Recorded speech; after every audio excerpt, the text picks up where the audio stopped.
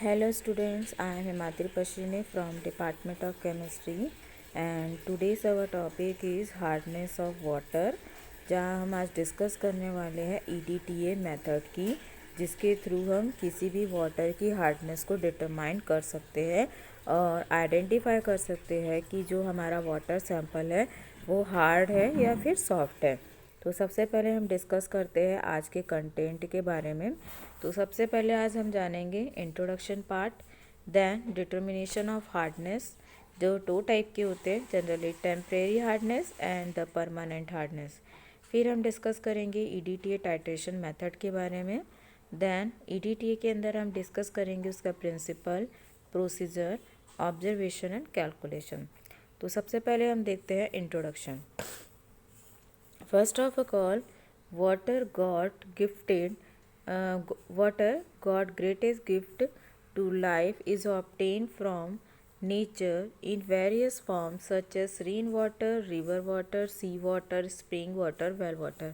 आप सभी जानते हैं वाटर जो है नेचर की, गॉड की सबसे बड़ी देन है, ठीक है, जो कि हमें अर्थ पर कई सोर्सेस के थ्रू प्रोवाइड होते हैं, जैसे कि rain water, river water, sea water etcetera.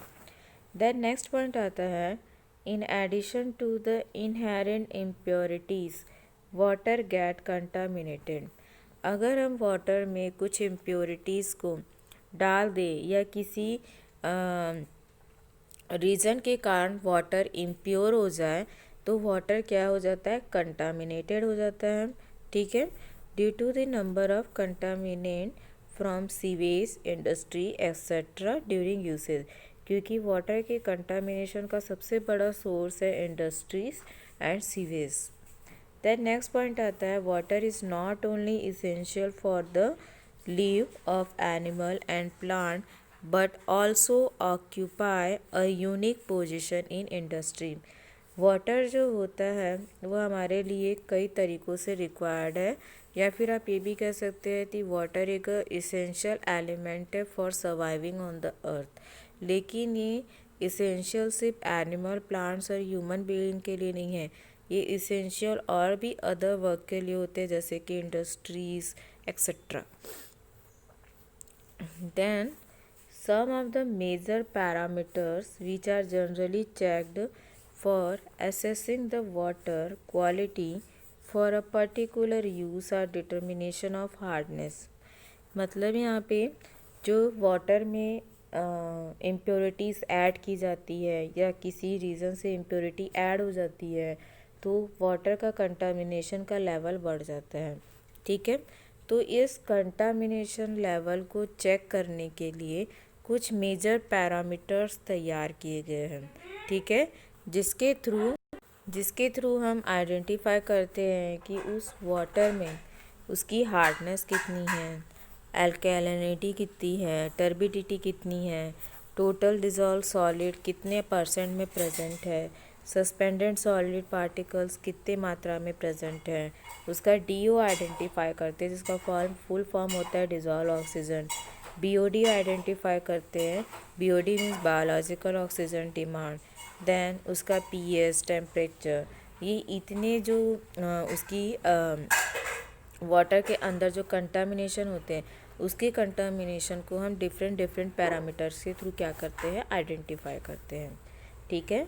Depending upon the nature of impurities present in water it has to be treated, ठीक है। नेचर के द्वारा या फिर ह्यूमन बीइंग की एक्टिविटीज़ के थ्रू वाटर में जो इम्प्योरिटीज़ ऐड होती हैं, ठीक है, वो तो उस इम्प्योरिटी को रिमूव करने के लिए बहुत सारी मेथड्स अप्लाई की जाती है। मतलब हम उन इम्प्योरिटीज़ को क्या कर सकते हैं, ट्रीट कर सकते हैं और कंटामिनेटेड वाटर को प्योर वाटर में कन्वर्ट कर सकते हैं। सेकेंड आता है डिटर्मिनेशन ऑफ हार्ड वाटर, ठीक है। तो डिटर्मिनेशन ऑफ हार्ड वाटर होता क्या है, सबसे पहले मैं आपको ये बताती हूँ कि हार्डनेस क्या होती है, हार्ड वाटर क्या होता है, ठीक है। अगर सपोज़ आप एग्ज़ाम्पल ले सकते हैं सोप का, ठीक है, सोप है, सोप को अगर मैं वाटर में डिज़ोल्व करूँगी, घोलूँगी, तो क्या होगा, फेस बनेगा। यदि वो फेस, वो झाग प्रॉपर बनता है डैट मीन्स वो वाटर कैसा वाटर है, सॉफ्ट वाटर है। लेकिन यदि साबुन को पानी में घोलने पर जो झाग है, जो फेस है, यदि वो प्रेसिपिटेट के फॉर्म में बनता है, दैट इज़ वो हार्ड वाटर है। जैसे कि आप देख सकते हैं जो बोर का पानी होता है, ठीक है, जनरली जब हम उसे साबुन को घोलते हैं तो झाग ना बन के क्या बनता है, प्रेसिपिटेट बनता है, वाइट प्रेसिपिटेट बनता है, ठीक है, जो कर्ड लाइक स्ट्रक्चर होता है। लेकिन यदि हम इसी साबुन को नॉर्मल वाटर में घोलेंगे तो हमें प्रॉपर झाग मिलता है, ठीक है। तो एक ये मेथड है जिसके थ्रू हम आइडेंटिफाई करते हैं कि the water is a soft और हार्ड। सो जो वाटर की हार्डनेस को अगर हमें डिटरमाइन करना है तो जनरली इसे दो पार्ट पर क्लासिफाइड किया गया है। There are two types of hardness of water which temporary and permanent. तो सबसे पहले देखते हैं टेम्परेरी हार्डनेस। टेम्परेरी हार्डनेस जिसे कि हम कार्बोनेट हार्डनेस या फिर अल्कलाइन हार्डनेस भी कहते हैं। तो सबसे पहले देखते हैं कि टेम्परेरी हार्डनेस क्या होता है। आपको पता ही होगा कि जो वाटर होता है उसमें जनरली ढेर सारे मिनरल्स प्रेजेंट होते हैं, जैसे कि कैल्शियम, मैग्नीशियम, आयरन, जिंक और भी बहुत सारे एलिमेंट इसमें प्रेजेंट होते हैं जो हमारे बॉडी के लिए रिक्वायर्ड होते हैं, ठीक है। इनमें से जनरली जो दो मेन एलिमेंट होते हैं that is a calcium ion and second is a magnesium ion, ठीक है। तो होता क्या है, it is caused due to the presence of bicarbonate of calcium and magnesium। यदि आपके वाटर में कैल्शियम और मैग्नीशियम के बायकार्बोनेट्स प्रेजेंट है, बायकार्बोनेट का फॉर्मूला क्या होता है, HCO3 ट्वाइस, ठीक है। अगर मैं यहाँ पे कैल्शियम जोड़ दूँ तो दैट इज़ कैल्शियम बायकार्बोनेट, ठीक है। और मैग्नीशियम के लिए भी सेम हो जाएगा, MgHCO3 ट्वाइस, ठीक है। तो ये है आपका कैल्शियम बायकार्बोनेट, ये है आपका मैग्नीशियम बायकार्बोनेट। अगर ये दोनों वाटर में प्रेजेंट है दैट मीन्स वो कैसा हार्डनेस है, टेम्परेरी हार्डनेस है। So it is also called temporary hardness because it can be remove easily by boiling. क्योंकि ये जो टेम्परेरी हार्डनेस, क्योंकि वर्ड से ही एक्सप्लेन, टेम्परेरी मतलब ज़्यादा समय तक ये नहीं रहते हैं, ठीक है। तो जब हम उस वाटर को बॉईल करते हैं तो बॉइलिंग के थ्रू क्या होता है, जो हमारा कैल्शियम बायकार्बोनेट और मैग्नीशियम बायकार्बोनेट होता है वो प्रेसिपिटेट के फॉर्म में नीचे सेटल डाउन हो जाता है, जिसे हम फिल्टर करके ईजिली क्या कर सकते हैं, रिमूव कर सकते हैं। और वो जो हमें वाटर मिलता है वो वाटर हमारे यूज़ के लायक होता है। Then the presence of bicarbonate in water is due to the dissolution of insoluble carbonate, ठीक है। जो बायकार्बोनेट वाटर में प्रेजेंट होते हैं वो किस कारण से होते हैं, क्योंकि जो कार्बोनेट होते हैं, ठीक है, वो इनसॉल्युबल होते हैं किसके प्रेजेंस में, एटमॉस्फेरिक CO2 के प्रेजेंस में। क्योंकि वाटर ओपन एटमॉस्फेयर है तो एटमॉस्फेयर में प्रेजेंट CO2 जो है इंटर करती है, जो कि कार्बोनेट के फॉर्म में वाटर में इनसॉल्युबल होती है, जिसके कारण कैल्शियम और मैग्नीशियम बाइकार्बोनेट्स फॉर्म होते हैं। देखिए यहाँ पे ये कैल्शियम कार्बोनेट है जो कि वाटर में प्रेजेंट है। जब ये एटमॉस्फेयर की CO2 से रिएक्ट करती है तो ये क्या बनाती है, कैल्शियम बाइकार्बोनेट बनाती है। देन मैग्नीशियम कार्बोनेट जो अगर एटमॉस्फेरिक CO2 से रिएक्ट करता है तो वो क्या बनाता है, मैग्नीशियम बाइकार्बोनेट बनाता है। On boiling bicarbonate of calcium and magnesium get decompose to give insoluble carbonate और हाइड्रोक्साइड, ठीक है। और जब हम इस वाटर को बॉयल करते हैं एट 100 डिग्री सेल्सियस तो ये जो हमारे बाइकार्बोनेट्स होते हैं, कैल्शियम बाइकार्बोनेट और मैग्नीशियम कार्बोनेट, वो जो बाइकार्बोनेट है वो कार्बोनेट या फिर हाइड्राइड के फॉर्म में क्या होते हैं, इंसॉल्युबल होते हैं, जिसके कारण वो नीचे सेटल डाउन हो जाते हैं। दिस कार्बोनेट और hydroxide being insoluble are removed in form of precipitation, जो प्रेसिपिटेट के फॉर्म में रिमूव हो जाते हैं। देखिए यहाँ पे रिएक्शन है, कैल्शियम बाइकार्बोनेट को जब हम हीट करते हैं, हीट का साइन ये होता है, ठीक है, ध्यान रखिएगा। अगर आपका सिंबल ऐसा है इट मीन्स वहाँ क्या किया जा रहा है, हीटिंग की जा रही है। तो जब कैल्शियम बाइकार्बोनेट को हीट किया जाता है तो कैल्शियम बाइकार्बोनेट जो है वो कैल्शियम कार्बोनेट के फॉर्म में नीचे प्रेसिपिटेट के फॉर्म में सेटल डाउन हो जाता है और CO2 गैस रिलीज़ होती है। सेम मैग्नीशियम बाइकार्बोनेट को जब गर्म किया जाता है तो मैग्नीशियम हाइड्रोक्साइड के फॉर्म में प्रेसिपिटेट बनाता है और नीचे सेटल डाउन हो जाता है और CO2 गैस रिलीज़ होती है एटमॉस्फेयर में। क्लियर है, ये है हमारा टेम्परेरी हार्डनेस। सेकेंड आता है परमानेंट हार्डनेस। परमानेंट हार्डनेस आपको वर्डिंग से एक्सप्लेन होगा कि ये परमानेंट टाइप का हार्डनेस है जिसे हम बॉइलिंग के थ्रू रिमूव नहीं कर सकते हैं। इसे रिमूव करने के लिए हमें स्पेशल मेथड्स अप्लाई करनी पड़ती हैं, ठीक है। तो जो परमानेंट हार्डनेस होता है उसे हम नॉन कार्बोनेट हार्डनेस या फिर नॉन एल्कलाइन हार्डनेस भी कहते हैं, क्योंकि इसमें कार्बोनेट और एल्कलाइन एब्सेंट होते हैं। क्या होता है, it is due to the presence of chloride and sulphate of calcium and magnesium, ठीक है। तो जनरली परमानेंट हार्डनेस कॉज कैसे होता है, क्योंकि परमानेंट हार्डनेस में जो कैल्शियम और मैग्नीशियम है वो किस फॉर्म में होते हैं, क्लोराइड के फॉर्म में होते हैं या सल्फेट के फॉर्म में होते हैं। जैसे कि आपका ये कैल्शियम है, अगर ये सल्फेट से रिएक्ट करता है तो क्या बनाता है, कैल्शियम सल्फेट बनाता है। Same as it is magnesium है, मैग्नीशियम यदि सल्फेट से रिएक्ट करेगा तो क्या बनाएगा, MgSO4 मैग्नीशियम सल्फेट बनाता है, ठीक है। उसी प्रकार यदि कैल्शियम क्लोराइड से रिएक्ट करता है तो ये CaCl2 कैल्शियम क्लोराइड बनाता है, और यदि मैग्नीशियम क्लोराइड से रिएक्ट करता है तो ये MgCl2 मीन्स मैग्नीशियम क्लोराइड बनाता है। क्लियर है।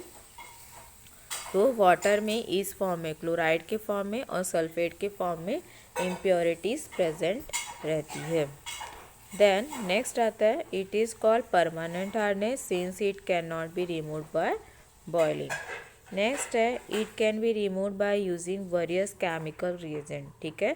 परमानेंट हार्डनेस को रिमूव करने के लिए हमें कुछ केमिकल रिएजेंट्स ऐड करने पड़ते हैं। So calcium magnesium salt are not only salt responsible for hardness, ठीक है। जो परमानेंट हार्डनेस होता है वो कैल्शियम और मैग्नीशियम के कारण ही नहीं होता है, बल्कि वो किस कारण से भी होता है, soluble salt of heavy metal also calls hardness. जो हैवी मेटल्स होते हैं जो कि वाटर में डिसॉल्व होते हैं, जैसे कि आयरन, ठीक है, ये हैवी मेटल होता है। तो अगर ये वाटर में सॉल्युबल होते हैं दैट मीन्स ये भी हार्डनेस कॉज करते हैं। तो इस तरह का जो हार्डनेस होता है that is known as non carbonate या फिर नॉन एल्कलाइन हार्डनेस कहा जाता है। तो ये था हमारा परमानेंट हार्डनेस। नेक्स्ट आता है EDTA टाइट्रेशन मेथड।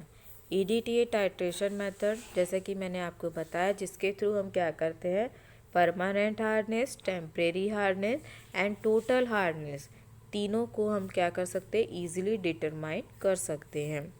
तो EDTA सबसे पहले हम देखते हैं EDTA का फुल फॉर्म क्या होता है। EDTA, E का मतलब होता है एथिलीन, D का मतलब होता है डायमीन, T का मतलब होता है टेट्रा और A का मतलब होता है acetic acid. Ethylene diamine tetra acetic acid, this is the full name of EDTA। तो सबसे पहले हम देखते हैं कि EDTA जो है वो किस प्रिंसिपल के ऊपर बेस्ड है। The EDTA titration method of determining hardness is based upon the fact that hardness producing ions like calcium and magnesium ion can be estimated by titrating them with a standard solution of disodium salt of EDTA in the presence of indicator EBT, जिसका कि full form होता है eriochrome black T at PS10।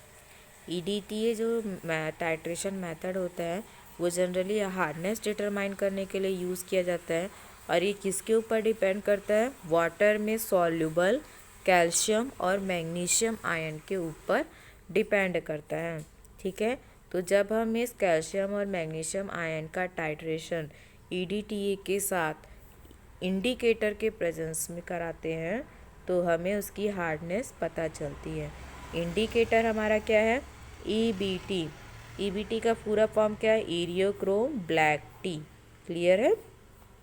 Then यहाँ पे एक formula है, the formula of EDTA return as, ये EDTA का फार्मूला है। देखिए यहाँ पे NCS2 N CS2COS CS2COS CS2COS CS2COS।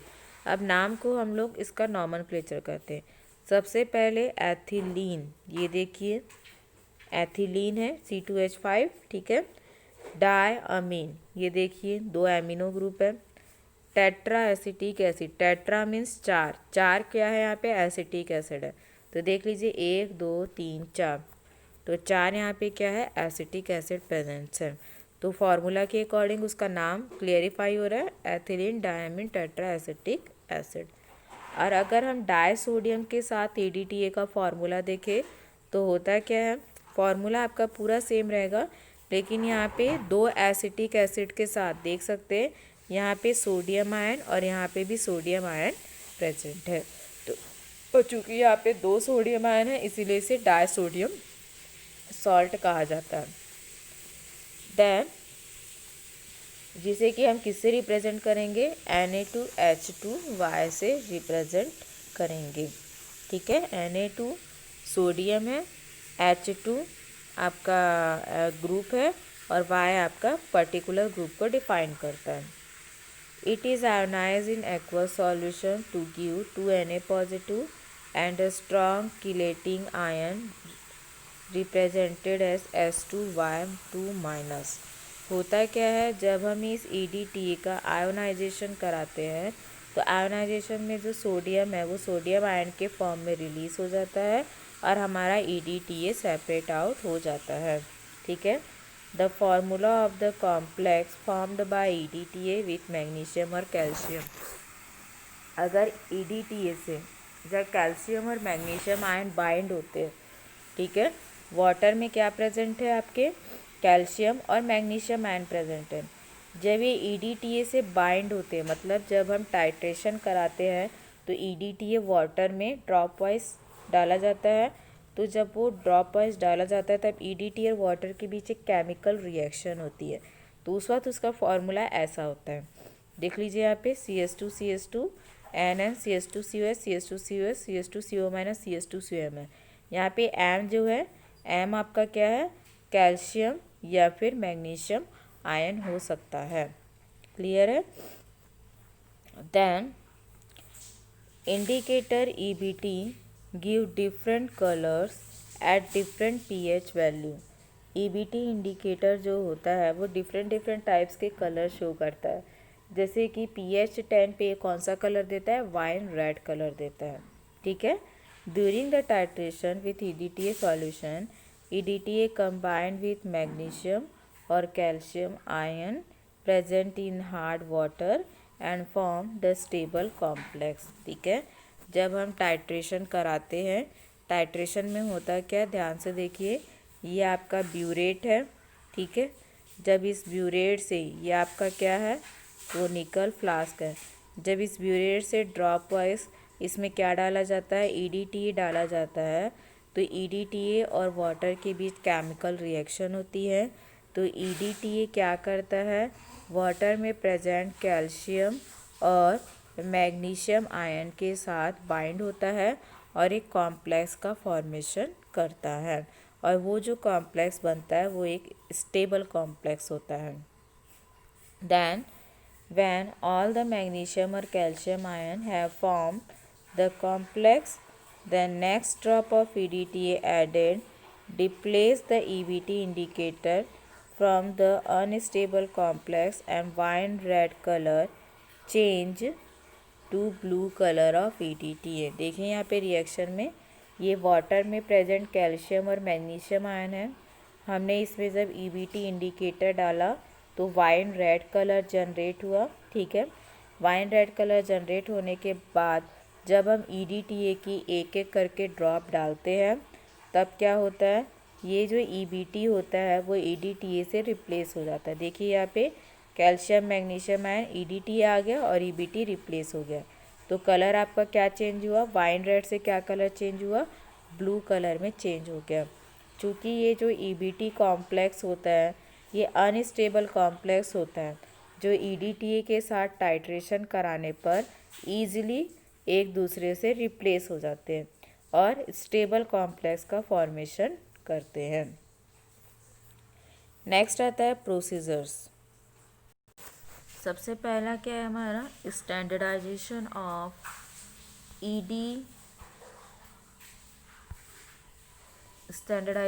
EDTA solution. तब इसमें होता है क्या है, ध्यान से समझिए। सबसे पहले मेथड में, ठीक है, हम क्या करते हैं, 20 ml स्टैंडर्ड वाटर सैंपल लेते हैं। स्टैंडर्ड वाटर सैंपल क्या होता है ये जान लीजिए। स्टैंडर्ड वाटर सैंपल में क्या करते हैं हम, 1 ग्राम कैल्शियम कार्बोनेट ऐड करते हैं, ठीक है। 1 ग्राम क्या डालते हैं, कैल्शियम कार्बोनेट। मतलब हम उसमें जो हमारा वाटर प्योर फॉर्म में है हम उसमें क्या ऐड कर रहे हैं, हार्डनेस ऐड कर रहे हैं, ठीक है। तो वो जो हम कैल्शियम कार्बोनेट डाल के जो हम सॉल्यूशन बनाते हैं that is a standard hard water. तो हम 20 ml क्या लेते हैं, स्टैंडर्ड हार्ड वाटर लेते हैं, ठीक है। हार्ड वाटर लेने के बाद हम इसमें क्या डालते हैं, बफर सॉल्यूशन डालते हैं, ठीक है। अब ये बफर सॉल्यूशन क्या होता है, बफर सॉल्यूशन जो होता है वो जनरली अमोनियम क्लोराइड और अमोनियम हाइड्रोक्साइड को मिलाकर तैयार किया जाता है, ठीक है। तो 5 ml हम क्या डालते हैं, बफर सॉल्यूशन डालते हैं और हम क्या डालेंगे उसमें, ईबीटी इंडिकेटर डालेंगे, ठीक है। तो ये डालने के बाद जब हम उसका टाइट्रेशन किसके साथ कराते हैं, ईडीटीए के साथ कराते हैं। तो ईडीटीए के साथ कराने पर जो कलर चेंज होता है वो क्या होता है, वाइन रेड से ब्लू कलर चेंज होता है, ठीक है। और ये प्रोसेस हम कंटिन्यूअस 3 बार रिपीट करते हैं। क्यों रिपीट करते हैं, क्योंकि हमें 2 रीडिंग कांस्टेंट लानी पड़ती है। दैन नेक्स्ट आता है आपका डिटर्मिनेशन ऑफ टोटल हार्डनेस, ठीक है। डिटर्मिनेशन ऑफ टोटल हार्डनेस में क्या करते हैं, जो हमारा वाटर सैंपल होता है जिसकी हमें हार्डनेस डिटरमाइन करना है, 20 ml हमारा वाटर सैंपल लेते हैं। सेम उसमें हम क्या डालेंगे, 5 ml बफर सॉल्यूशन डालेंगे। देन उसमें हम इरियोक्रोम ब्लैक टी की 1 से 2 ड्रॉप इंडिकेटर डालेंगे और टाइट्रेशन कराएंगे ईडीटीए के साथ। जो कलर क्या चेंज होगा, वाइन रेड से ब्लू कलर चेंज होगा। ये प्रोसेस भी हम कंटिन्यूस 3 बार रिपीट करेंगे, ठीक है। दैन थर्ड प्रोसीजर है डिटर्मिनेशन ऑफ परमानेंट हार्डनेस। अब परमानेंट हार्डनेस में हम करते क्या है, ध्यान से देखिए। परमानेंट हार्डनेस में सबसे पहले हम हमारा सपोज मान लीजिए 500 ml हम क्या ले रहे हैं, वाटर ले रहे हैं, ठीक है। तो 500 ml वाटर को सबसे पहले हम बॉईल करेंगे। कब तक बॉईल करेंगे, जब तक कि 500 ml वाटर 250 ml में कन्वर्ट ना हो जाए, मतलब वो कॉन्सनट्रेटेड ना हो जाए, इतना बॉईल करेंगे, ठीक है। बॉईल करने के बाद हम उसे ठंडा करेंगे। ठंडा करने के बाद, ठीक है, उसमें से हम 100 ml फ्लास्क में डिस्टिल वाटर के साथ क्या करेंगे, मेकअप करेंगे, ठीक है। 250 ml हमारा वाटर सैंपल हमें मिला जब हमने गर्म किया। गर्म करने के बाद हम इसे क्या करेंगे, 100 ml डिस्टिल वाटर के साथ क्या करेंगे, मेकअप करेंगे। मेकअप करने के बाद उसमें से हम 20 ml वाटर सैंपल लेंगे, 5 ml बफर सॉल्यूशन डालेंगे और कुछ ड्रॉप ईबीटी इंडिकेटर की डालेंगे और ईडीटीए के साथ टाइट्रेशन कराएंगे। तो हमें कलर क्या चेंज मिलेगा, सेम वाइन रेड से ब्लू कलर चेंज होगा, ठीक है। और ये प्रोसेस भी हम कंटिन्यूस 3 बार रिपीट करेंगे। तो हमें यहाँ पे 3 वैल्यू मिल गई। सपोज मान लीजिए इसकी वैल्यू क्या है V1, इसकी वैल्यू क्या है V2, इसकी वैल्यू क्या है V3। अब इसका हम कैलकुलेशन देख लेते हैं। कैलकुलेशन में क्या है, सबसे पहले 1 ml of standard hard water, SSW से डिनोट करते हैं स्टैंडर्ड हार्ड वाटर को, 1 mg ऑफ कैल्शियम कार्बोनेट, क्योंकि हमने स्टैंडर्ड हार्ड वाटर में क्या ऐड किया था, 1 मिलीग्राम कैल्शियम कार्बोनेट ऐड करके एज अ हार्डनेस हमने उस वाटर सैंपल में जनरेट की थी, ठीक है। तो अब हम एक एक करके क्या करेंगे, कैलकुलेशन करेंगे। सबसे पहले क्या करेंगे, स्टैंडर्डाइजेशन ऑफ EDTA सॉल्यूशन। ठीक है, तो जो हमने स्टैंडर्ड हार्ड वाटर लिया था और EDTA के साथ टाइट्रेशन कराया था, ठीक है, तो हमने कितना ml लिया था water sample, standard hard water कितना लिया था, 20 ml लिया था। ठीक है, अब जब हमने EDTA के साथ टाइट्रेशन कराया तो सपोज मान लो कितना ml है, V1 ml है, क्योंकि हमको नहीं पता कि कितना ml EDTA डालने पर वाइन रेड से ब्लू कलर में वो कन्वर्ट हुआ है। ठीक है, जो भी हमारी वैल्यू आएगी प्रैक्टिकल के दौरान उस वैल्यू को हम यहाँ पे पुटअप करेंगे। Then V1 ml of EDTA के लिए 20 ml of standard hard water, तो 20 into 1 milligram of calcium carbonate, तो 20 मिलीग्राम ऑफ कैल्शियम कार्बोनेट। तो 1 ml EDTA के लिए क्या हो जाएगा, 20/V1 मिलीग्राम कैल्शियम कार्बोनेट। तो यहाँ पे हम V1 की वैल्यू को ऐड करेंगे। सपोज मान लीजिए हमारी V1 की वैल्यू कितनी आई है, 2.5 आई है। ठीक है, 2.5 ml लगा वाइन रेड से ब्लू में कन्वर्ट होने के लिए। तो वो वैल्यू हम यहाँ पुटअप करेंगे, कैलकुलेट करेंगे और जो रिजल्ट आएगी वो स्टैंडर्डाइजेशन ऑफ EDTA का होगा। देन सेकेंड कैलकुलेशन हमारा आता है डिटर्मिनेशन ऑफ टोटल हार्डनेस। ठीक है, टोटल हार्डनेस जैसा कि मैंने आपको बताया था, जो हमारा वाटर सैंपल होगा जिसकी हमें हार्डनेस कैलकुलेट करनी है, वो भी हमने 20 ml लिया था। EDTA कितना यूज़ हुआ हमें अभी नहीं पता, जब हम प्रैक्टिकल करेंगे तब हमें पता चलेगा। तो V2 ml, तो same 20 ml of hard water is equal to V2 ml of EDTA। तो V2 इंटू क्या हो जाएगा, 20/V1 मिलीग्राम कैल्शियम कार्बोनेट। ठीक है, अगर 1000 ml ऑफ हार्ड वाटर है तो क्या हो जाएगा, V2 into 20/V1 into 1/20 into 1000, 20 और 20 कैंसिल हो गया, क्या बचा, V1/V2 into 1000 milligram calcium carbonate. तो इस फार्मूला के थ्रू हम क्या कर सकते हैं, टोटल हार्डनेस को कैलकुलेट कर सकते हैं। एंड देन हमारा लास्ट जो कैलकुलेशन आएगा वो है डिटर्मिनेशन ऑफ परमानेंट और टेम्परेरी हार्डनेस। तो इसके लिए भी हमने 20 ml वाटर सैंपल लिया था। ठीक है, इस EDTA कितना यूज़ हुआ वो हमें प्रैक्टिकल के दौरान पता चलता है। तो उसके लिए V3 ml, तो same 20 ml hard water is equal to V3 ml of EDTA। तो V3 into 20/V1 milligram calcium carbonate. 1000 ml के लिए 20 कैंसिल हो जाएगा, क्या बचेगा आपका, V3/V1 into 1000 milligram calcium carbonate. तो ये हमारा फार्मूला जनरेट हुआ। अब इसके थ्रू हम परमानेंट हार्डनेस कैसे कैलकुलेट करेंगे, V3/V1 इंटू 1000 ppm। ठीक है, V3 और V1 की वैल्यू पुटअप करके हम क्या निकाल लेंगे, परमानेंट हार्डनेस निकाल लेंगे, क्योंकि परमानेंट हार्डनेस क्या है हमारा, V3 है। Then temporary hardness of water के लिए total hardness minus permanent hardness. तो टोटल हार्डनेस का फार्मूला हमारा क्या था, V2/V1 इंटू 1000। परमानेंट हार्डनेस का फार्मूला क्या है, V3/V1 इंटू 1000। तो दोनों में आपका कॉमन क्या है, 1000 है, तो ये आपका क्या हो जाएगा, V2 minus V3/V1 into 1000 ppm। तो इस तरीके से आप किसी भी वाटर सैंपल की हार्डनेस को कैलकुलेट कर सकते हैं और साथ ही साथ आप ये भी डिटरमाइन कर सकते हैं कि उस पर्टिकुलर वाटर सैंपल में टोटल हार्डनेस कितनी थी।